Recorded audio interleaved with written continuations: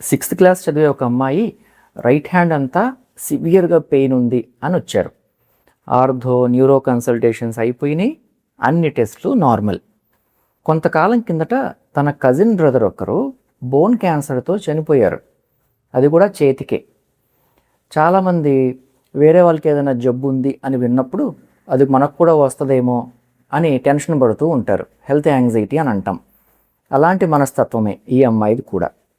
స్లోగా తనలో ఈ యాంగ్జైటీ బిల్డ్ అవుతా వచ్చింది. దీనివల్ల మజిల్లో స్టిఫ్నెస్ వస్తుంది. మానసిక ఒత్తిడి ఉన్నప్పుడు బ్రెయిన్ సెన్సిటివ్గా తయారయ్యి ఈ మజిల్ స్టిఫ్నెస్ వల్ల వచ్చే చిన్న సిగ్నల్ని కూడా పెద్ద పెయిన్ లాగా ఫీల్ అవుద్ది. పర్సన్ ఏంటి, అమ్మో పెయిన్ వస్తుందని భయపడతారు. దీనివల్ల మజిల్ స్టిఫ్నెస్ ఇంకాస్త పెరిగి పెయిన్ డబల్ అవుద్ది. టెస్ట్లన్నీ నార్మల్గా ఉన్నా నీకు పెయిన్ రావడానికి కారణం ఇదే అని ఆ అమ్మాయికి ఎక్స్ప్లెయిన్ చేసి కొన్ని మెడిసిన్స్ ఇచ్చాం. 6 వీక్స్లో కంప్లీట్గా రికవర్ అయిపోయారు. మానసిక ఒత్తిడి ఉన్నప్పుడు అండి ఫ్రీక్వెంట్గా హెడేక్స్ రావచ్చు, నెక్ పెయిన్, బ్యాక్ పెయిన్ కూడా చాలా కామన్. శరీరంలో ఏ జబ్బు లేకపోయినా సివియర్ బాడీ పెయిన్స్ రావచ్చు అనటానికి ఇదొక ఉదాహరణ. All the best. Thank you for watching.